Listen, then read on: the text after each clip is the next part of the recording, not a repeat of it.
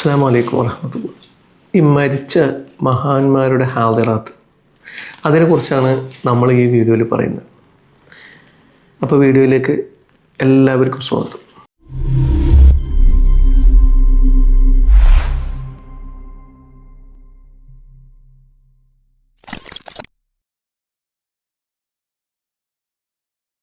ഈ വീഡിയോ നമ്മൾ പറയാനൊരു കാരണമുണ്ട്. അതായത് നമ്മൾ മുമ്പ് റൂഹാനിയത്തിനെ കുറിച്ച് വീഡിയോ ചെയ്തിട്ടുണ്ട്. അപ്പോൾ അതിൽ നമ്മൾ പറഞ്ഞിട്ടുണ്ട്, മരണപ്പെട്ട് കഴിഞ്ഞാൽ, അതായത് ഇഹലോകവാസം വെടിയുക എന്നാണല്ലോ എന്ന് പറയാം. അപ്പം ഇവിടുത്തെ വാസം വെടിഞ്ഞു കഴിഞ്ഞാൽ അവരുടെ ആത്മാവ്, ശരീരം നമ്മൾ കബറടക്കുന്നു, ആത്മാവ് ബർസഹിയായ ലോകത്തേക്ക് പോകുന്നു എന്നതിനെക്കുറിച്ച് നമ്മൾ പറഞ്ഞിട്ടുണ്ട്. ആലമുൽ ബർസഹിലേക്ക് യാത്രയാകും എന്ന് പറഞ്ഞിട്ടുണ്ട്. അപ്പോൾ ചില ആളുകൾ, ഒരുപാട് ആളുകൾ ചോദിച്ചു ചോദ്യമാണ്, അപ്പോൾ പിന്നെ മഹാന്മാരുടെ ഇത് ഉണ്ടല്ലോ, ഇവിടെ ഹാദറാത്താവുന്ന ചില ആളുകളുണ്ടല്ലോ, അപ്പോൾ അതെങ്ങനെയാണ്? പിന്നെ ഇതിൽ വേറൊരു പ്രശ്നമുണ്ട്. അതായത് ഇപ്പം നമ്മളങ്ങനെ മഹാന്മാരുടെ റുഹാനിയത്ത്, ഇവിടെ റുഹാനിയത്തല്ല, അത് കരീനാണ്, പിന്നെ പൈശാചികമായിട്ട് പ്രവർത്തിക്കുന്നത് എന്നാണ് നമ്മൾ ആ വീഡിയോയിൽ പറഞ്ഞിട്ടുള്ളത്. അതിൽ നമ്മളിപ്പോൾ നാട്ടിലൊരു ഇത് വെച്ച് പറയുമ്പോൾ ഞാനീ പറഞ്ഞ പോലെ കരീനാണ് ഇവിടെ വരുന്നതെന്നാണ് നമ്മൾ പറഞ്ഞിട്ടുള്ളത്. അപ്പോൾ അതിൻ്റെ അർത്ഥം മഹാന്മാരുടെ ഇത് വരുന്നില്ല എന്നർത്ഥമില്ല. നേരെ വെച്ച് സുന്നി ആശയപ്രകാരം മഹാന്മാരുടെ ഒരു സാന്നിധ്യം ഇവിടെ ഉണ്ട്. അതിനെക്കുറിച്ചാണ് നമ്മൾ പറയാൻ പോകുന്നത്. അപ്പം നമ്മൾ ഇതും ഈ വിഷയം കൂടി പറഞ്ഞിട്ടില്ലെങ്കിൽ നമ്മളുടെ ഇവിടുത്തെ പിന്നെ അനന്തര വിഭാഗങ്ങളുണ്ടല്ലോ, അതായത് ഈ മഹാന്മാരൊക്കെ എതിർക്കുന്ന, അല്ലെങ്കിൽ കറാമത്തിനൊക്കെ എതിർക്കുന്ന വിഭാഗങ്ങളുണ്ട്, അവർ അതിനെ ഉപയോഗിക്കുന്ന ഒരു രീതിയുണ്ട്. അതായത് അങ്ങനെ മനുഷ്യൻ ഇവിടെ വരുന്നില്ല, അല്ലെങ്കിൽ ആരായാലും ഭൂമിയിൽ അവർക്ക് രണ്ടാമതൊരു സാന്നിധ്യം ഉണ്ടാവില്ല എന്ന് പറയുന്ന ആളുകളുണ്ട്. അപ്പോൾ അങ്ങനെയല്ല, മഹാന്മാർക്ക് സാന്നിധ്യം ഉണ്ടാവും. അത് എങ്ങനെയാണെന്ന് വെച്ചാൽ, ഇപ്പോൾ നമ്മൾ പലരും കരുതുന്ന ഒരു രീതിയുണ്ട്. ഇപ്പോൾ നമ്മളിവിടെ ചികിത്സയൊക്കെ ചെയ്യുന്ന ചില ആളുകളിൽ മഹാന്മാർ വരുന്നു എന്ന് പറഞ്ഞിട്ടുള്ള ചില കാര്യങ്ങൾ കൂടെ ഉണ്ട്. അപ്പോൾ അതൊക്കെ കൂട്ടി വായിക്കുക, അതെങ്ങനെയാണ് എടുക്കേണ്ടത്, ഈ കാര്യങ്ങളെ എങ്ങനെയാണ് സമീപിക്കേണ്ടത് എന്നുള്ളത് നമ്മളിപ്പോൾ സാധാരണക്കാരായ ആളുകളോടാണ് നമ്മളെ വീഡിയോയിൽ നമ്മൾ സംസാരിക്കുന്നത്. അപ്പോൾ അവർക്ക് മനസ്സിലാക്കാൻ പറ്റുന്ന രീതിയിൽ ഒരുപാട് ആയത്തിലേക്കൊന്നും ഈ വിഷയം കൊണ്ടുപോകാതെ, കാരണം ഇത് ഒരുപാട് ആയത്തിലേക്ക് പോവേണ്ട വിഷയമാണ്, പക്ഷെ അങ്ങനെയൊന്നും കൊണ്ടുപോകാതെ നമ്മൾ സാധാരണ ആളുകൾക്ക് മനസ്സിലാക്കുന്ന രീതിയിൽ, അതായത് അവർക്ക് നെല്ലും പതിരൊക്കെ തിരിച്ചറിയാൻ പറ്റിയ രീതിയിൽ, അല്ലെങ്കിൽ അവരിതിനെ എങ്ങനെയാണ് മനസ്സിലാക്കേണ്ടത്. കാരണം ഞാൻ നേരത്തെ പറഞ്ഞ പോലെ തന്നെ സലഫി ആശയങ്ങളും അബ്ദുൽ വഹാബിൻ്റെ ആശയങ്ങളൊക്കെ ഉണ്ട്. അപ്പോൾ ആ ആശയങ്ങളെ ശരിവെക്കല്ല നമ്മൾ ചെയ്യുന്നത്. അതല്ലാത്ത ഒരു വിചാരധാര, സുന്നി വിചാരധാര ഉണ്ട്. അതിൽ തന്നെ ഞാൻ നേരത്തെ പറഞ്ഞ മാതിരി എക്സ്ട്രീമായിട്ട് ഭയങ്കരമായിട്ട് പറ്റിക്കപ്പെടുന്ന ആളുകൾ, അതിൻ്റെ എക്സ്ട്രീമായിട്ട് വിശ്വസിച്ചതിൽ മുഴുകി പറ്റിക്കപ്പെടുന്ന ആളുകളുണ്ട്. അപ്പോൾ ഇത് രണ്ടുമല്ലാത്ത ഒരവസ്ഥ ഉണ്ട്. അതെങ്ങനെയാണ് എന്നുള്ളതിനെ കുറിച്ചാണ് നമ്മൾ സാധാരണക്കാർക്ക് മനസ്സിലാവുന്ന രീതിയിലാണ് നമ്മൾ വിവരിക്കുന്നത്. അപ്പോൾ നമുക്ക് അതിൻ്റെ കാര്യങ്ങളിലേക്ക് വരാം. ഇത് നമുക്ക് ആദ്യമായിട്ട് നോക്കേണ്ടത് ഈ ഹാദിറാത്ത് എന്ന് പറഞ്ഞാൽ എന്താണ്.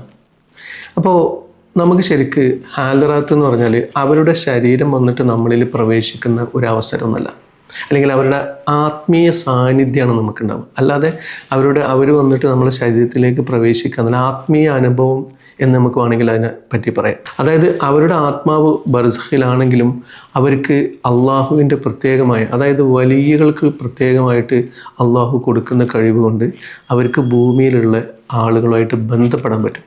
അപ്പോൾ അവർക്ക് പോയ ഒരു വലിയന്, അല്ലെങ്കിൽ വഫാത്തായ ഒരു വലിയന് ഭൂമിയിലുള്ള ആളുകളുമായിട്ട് ബർസഖിൽ നിന്നും ബന്ധം സ്ഥാപിക്കാൻ പറ്റും. അത് അള്ളാഹു കൊടുത്ത കഴിവ് കൊണ്ടാണ്, അല്ലാതെ അവർക്കായിട്ട് പ്രത്യേകിച്ച് കഴിവുകളൊന്നുമില്ല. ഇതാണ് നമ്മൾ ആദ്യമായിട്ട് മനസ്സിലാക്കേണ്ടത്. അള്ളാഹു അവർക്ക് കൊടുത്തിട്ടുള്ള കറാമത്ത്, അതിൽ നിന്ന് അള്ളാഹുവിൻ്റെ കൃപയാൽ, അള്ളാഹുവിൻ്റെ കഴിവിനാൽ അവർക്ക് കൊടുക്കുന്ന ചില അനുഗ്രഹങ്ങൾ കൊണ്ട് അത് സാധിക്കും. ഇതാണ് ഇതിലെ സുന്നി വിശ്വാസം. 2-ാമത്തെ സൂറത്തായ അൽ-ബഖറയിലെ 154-ാമത്തെ ആയത്തിൽ ഇതിനെക്കുറിച്ച് പടച്ചോൻ പറയുന്നത്, ബിസ്മില്ലാഹിർ റഹ്മാനിർ റഹീം, വലാ തഖൂലു ലിമൻ യുഖ്തലു ഫീ സബീലില്ലാഹി അംബാതും ബൽ അഹ്യാഉം വലാകിൻ ലാ തശ്ഉറൂൻ. അള്ളാഹുവിൻ്റെ വഴിയിൽ കൊല്ലപ്പെട്ടവരെ നിങ്ങൾ മരിച്ചവരെന്ന് പറയരുത്, അവർ ജീവിച്ചിരിക്കുന്നവരാകുന്നു, എന്നാൽ അവർക്കത് ബോധ്യമില്ല. ഏതാണ് ഈ ആയത്തിൽ അള്ളാഹു പറയുന്നത്? ഇത് അള്ളാഹു പറയുന്നത് ഷഹീദുകളെ കുറിച്ചാണ്, അള്ളാഹുവിൻ്റെ വഴിയിൽ കൊല്ലപ്പെട്ട ഷഹീദുകളെ കുറിച്ച്. അപ്പോൾ അള്ളാഹുവിൻ്റെ വഴിയിൽ ജീവിച്ചിരുന്ന വലിയകൾക്കും ഇതേ സാധ്യത ഉണ്ടെന്നാണ് പണ്ഡിതന്മാരുടെ അഭിപ്രായം. അതേപോലെ സൂറത്ത് യൂനുസിലെ 62-ാമത്തെ ആയത്ത്, അലാ ഇന്ന ഔലിയ അള്ളാഹി ലാ ഹൗഫുൻ അലൈഹിം വലാ ഹും യഹ്സനൂൻ. അപ്പോൾ ഈ ആയത്തിലും പടച്ചവൻ പറയുന്നത് അള്ളാഹുവിൻ്റെ ഔലിയാക്കൾക്ക്, ഭയമില്ല, അവർ ദുഃഖിക്കുന്നുമില്ല. അപ്പോൾ ഒരാളുടെ വലിയത്ത് മരണം കൊണ്ട് അവസാനിക്കുകയില്ല എന്നാണ് ഇത് നമ്മൾ മനസ്സിലാക്കേണ്ടത്. അവർക്ക് മരണശേഷം ആ വലിയൻ്റെ അള്ളാഹു കൊടുത്ത ആ വലിയത്ത് നിലനിൽക്കും, വിലായത്ത് നിലനിൽക്കും. അതായത് അവരുടെ ആത്മീയമായിട്ടുള്ള ആ കഴിവുകൾ അള്ളാഹു നിലനിർത്തും. അപ്പം അതിൽ നിന്നുള്ള കഴിവ് കൊണ്ട് അവർക്ക് ഭൂമിയിൽ ആളുകളായിട്ട് ബന്ധപ്പെടാൻ പറ്റും. ബന്ധപ്പെടുക എന്ന് പറയുമ്പോൾ അവർക്ക് ബർസഖിൽ നിന്നുകൊണ്ട് തന്നെ അവരുടെ ആത്മീയമായ സാന്നിധ്യം ഇവിടെ അറിയിക്കാൻ പറ്റും.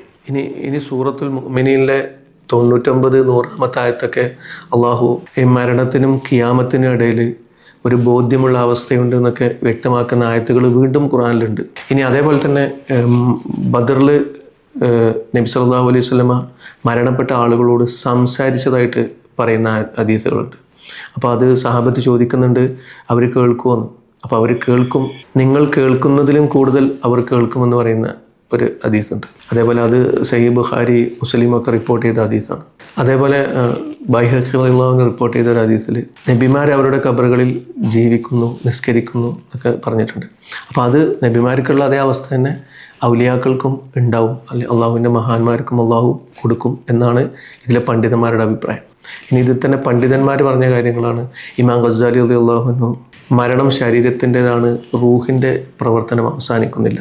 അതേപോലെ ഇബ്നു അറബി തങ്ങൾ വലിയകളുടെ ആത്മീയ സ്വാധീനം അള്ളാഹുവിൻ്റെ അനുമതിയോടെ അവരുടെ മരണത്തിന് ശേഷവും തുടരുന്നു ഇബ്നു അറബി തങ്ങൾ പറഞ്ഞിട്ടുണ്ട്.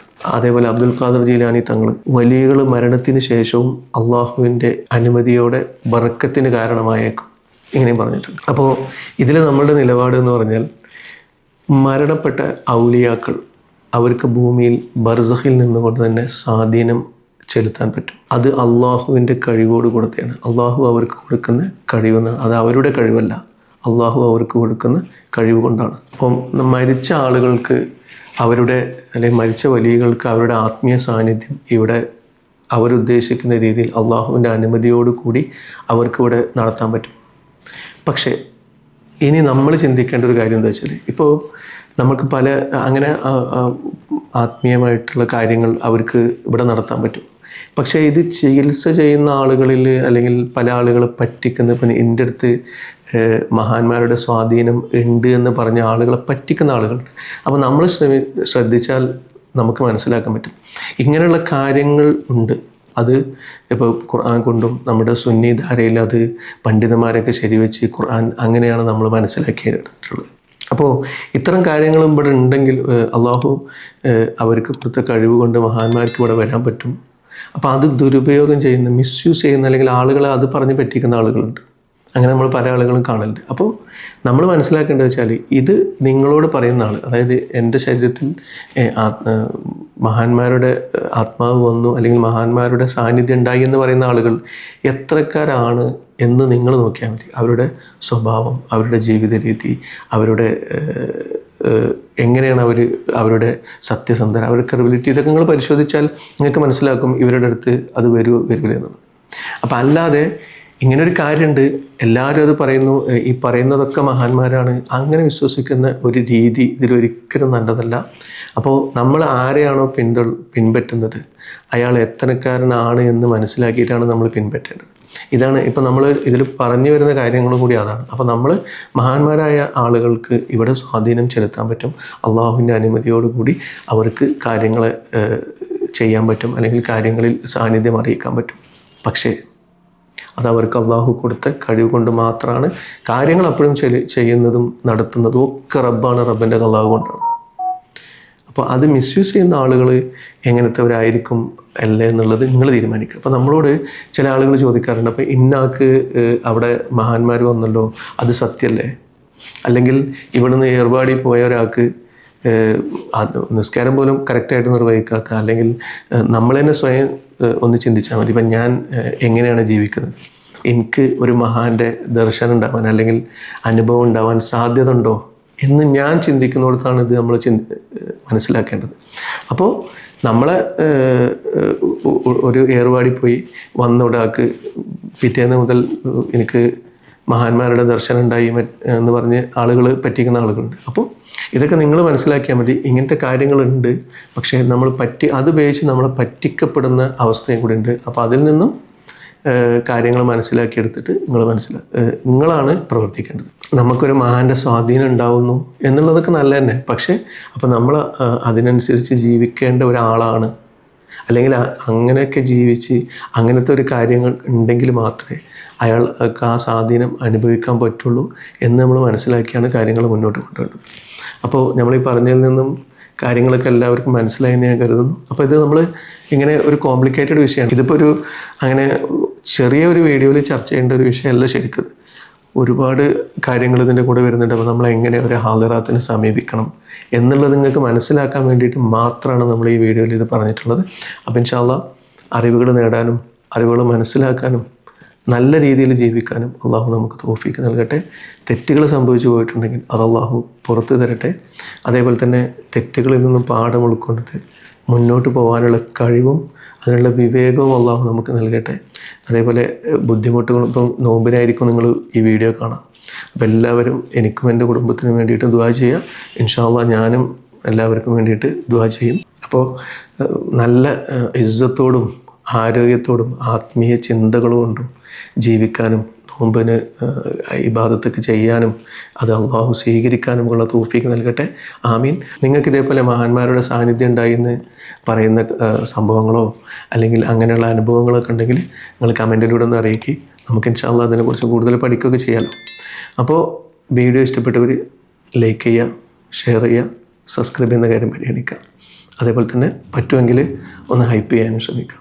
അപ്പോൾ ഇൻഷാ അല്ലാഹ് അടുത്തൊരു വീഡിയോയിൽ കാണുന്നവരെ അസ്സലാമു അലൈക്കും വറഹ്മത്തുള്ളാഹി.